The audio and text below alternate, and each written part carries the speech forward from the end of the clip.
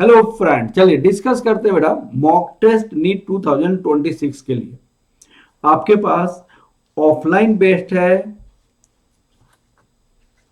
Offline based है या online आपके लिए बेस्ट है। दोनों में हम सबसे पहले कंपेयर करेंगे और कंपेयर करने के बाद आपके लिए सबसे बेस्ट कौन सा है उसको हम डिस्कस करेंगे, क्यों बेस्ट है उसका डिस्कस करेंगे। ठीक है ना। तो हमारे पास जो नीट 2026 का एग्जाम में 3 को होने वाला है और ये पेन कॉपी मोड में होने वाला है। पेन कॉपी मोड में आपका एग्जाम होने वाला है। पेन कॉपी मोड में करना मतलब क्या है, आप एग्जामिनेशन हॉल में जाओगे, आपको क्वेश्चन पेपर मिलेगा, उस क्वेश्चन पेपर की आप सॉल्व करोगे और ओ ओमार ओएमआर सीट आप फिल करेंगे, ओएमआर सीट फिल करेंगे। ठीक है।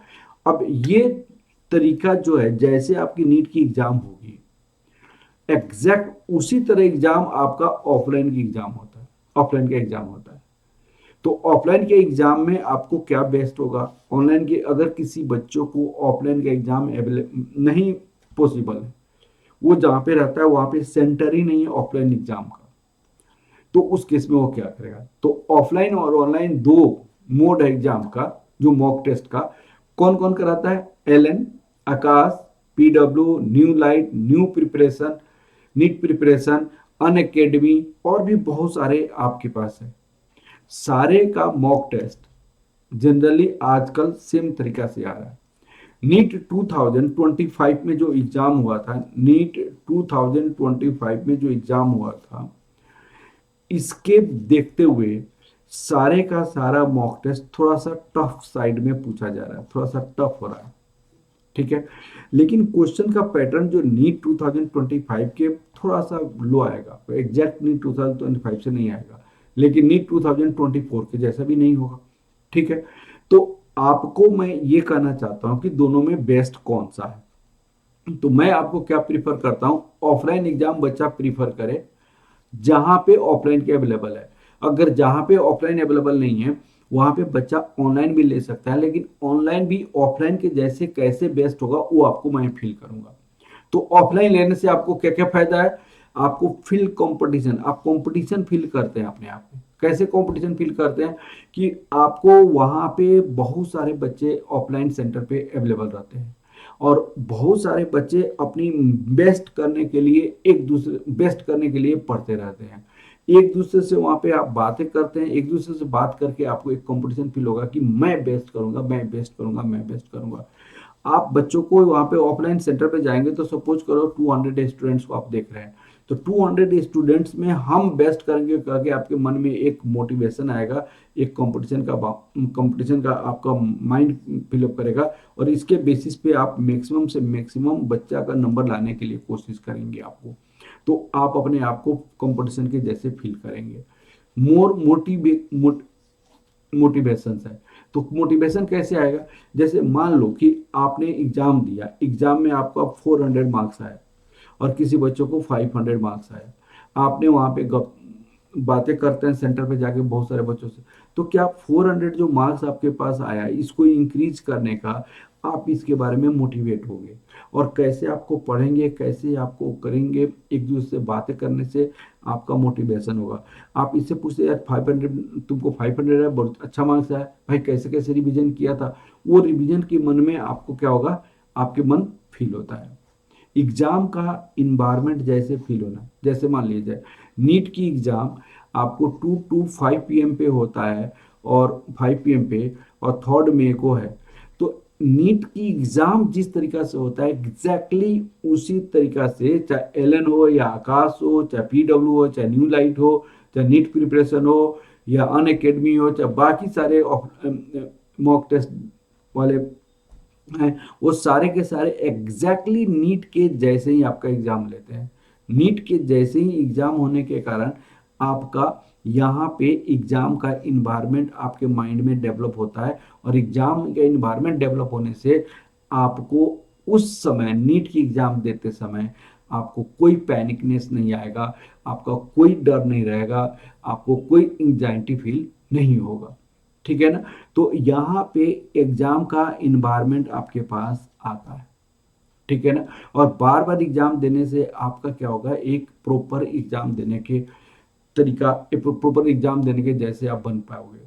बहुत सारे बच्चे पैनिक हो जाते हैं एग्जाम देने से, लेकिन आप बार बार एग्जाम देने से, ऑफलाइन एग्जाम देने से, उसी मोड में एग्जाम देने से आपकी पैनिकनेस कम हो जाएगा। आपकी पैनिकनेस क्या हो जाएगा, कम हो जाएगा।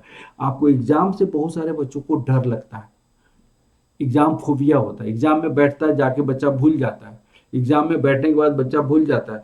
तो आपको जो फियर होता है एग्जाम देने से, वो आपको डर नहीं रहेगा। एग्जाम देने से जो फियर रहेगा वो आपको एग्जाम देने से नहीं रहेगा।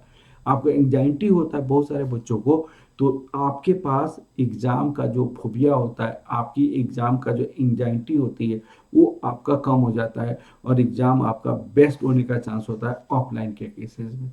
तो मैं ये सजेस्ट करूंगा कि अगर आप जहाँ पे हैं वहाँ पे ऑफलाइन सेंटर अवेलेबल है, तो आप ऑफलाइन एग्जाम देने की कोशिश कीजिएगा बेटा, ऑफलाइन एग्जाम देने की कोशिश कीजिए। ठीक है ना। अब बताए कि जहाँ कोई बच्चा है ऐसी जगह अवेलेबल बैठा है, ऐसे जगह है वहाँ पे ऑफलाइन एग्जाम अवेलेबल नहीं है। तो ऑफलाइन जब एग्जाम अवेलेबल नहीं है तो बच्चा क्या कर सकता है, तो जब ऑफलाइन एग्जाम अवेलेबल नहीं है तो बच्चा को ऑनलाइन एग्जाम देना पड़ेगा। तो ऑनलाइन जब एग्जाम देगा तो उसको कैसे कैसे करना पड़ेगा। तो ऑनलाइन एग्जाम लेने के बाद भी और ऑनलाइन आप मॉक टेस्ट देने के बाद भी आप क्या कीजिए, पेन कॉपी मोड में एग्जाम दीजिए। ऑनलाइन पेपर आपके पास आएगा, कंप्यूटर में आपका क्वेश्चन पेपर होगा, वहीं पे आपको आंसर क्वेश्चन सॉल्व करनी है, वहीं पे कंप्यूटर में फिल करनी है। तो आप क्या कीजिए, कोशिश कीजिए कि जो क्वेश्चन पेपर है आपके पास, क्वेश्चन पेपर है और आपको ओएमआर सीट है, ओएमआर सीट है, इसको आप फोटो कॉपी करा लो, फोटो कॉपी कराओ, क्वेश्चन पेपर और ओएमआर सीट को फोटो कॉपी कराओ। आप एग्जाम में 2 PM में बैठो क्वेश्चन सोल्व करने का, just like a pen copy mode में, और 5 PM में आप क्या करो, उस क्वेश्चन को छोड़ दो, क्वेश्चन को छोड़ो। फिर आप क्या करो, ओएमआर सीट के साथ, ओएमआर सीट फिल करने के साथ, ओएमआर सीट फिल करने के साथ साथ आप इस पर बैठो और एग्जाम दो। ठीक है। फिर आप क्वेश्चन की आप आंसर चेक करो, कितना आपको आंसर सीट रहता है उसके अनुसार, और फिर आपका नंबर कितना आया उस पर चेक करो, फिर आप प्रॉपर एनालिसिस करो। तो ये जस्ट लाइक ऑफलाइन जैसे आप एग्जाम देने की कोशिश करोगे तो आपका बेस्ट इसमें भी हो जाएगा। ठीक है ना। क्या करनी है, फोटो कॉपी करानी है क्वेश्चन पेपर का, ओएमआर सीट का, कितने बजे एग्जाम देना है, 2 PM पे बैठना है, 5 PM तक एग्जाम देना है, फिर उसकी आंसर सीट को चेक करनी है, फिर उसके प्रॉपर एनालिसिस करनी है। ठीक है बेटा। तो ये रहा मेरा आपका मॉक टेस्ट, कौन सा बेस्ट है, कौन सा तरीका बेस्ट है उसके बारे में बताने का। और थोड़ा सा मॉक टेस्ट अगर दे रहे हैं आप तो प्रॉपर एनालिसिस करना जरूरी है आपकी बेस्ट करने के लिए, क्योंकि एक मॉक टेस्ट बहुत अच्छे से एनालिसिस करके आप दे रहे हैं और वो बेटर होता है 1000 मॉक टेस्ट बिना एनालिसिस का। ठीक है। तो आपकी बेस्ट एग्जाम के लिए मैं माँ झंडे वाली से, माँ सरस्वती से प्रार्थना करता हूँ कि आपका एग्जाम बेस्ट हो और डॉक्टर बन के आप निकले। All the best, all the best, all the best.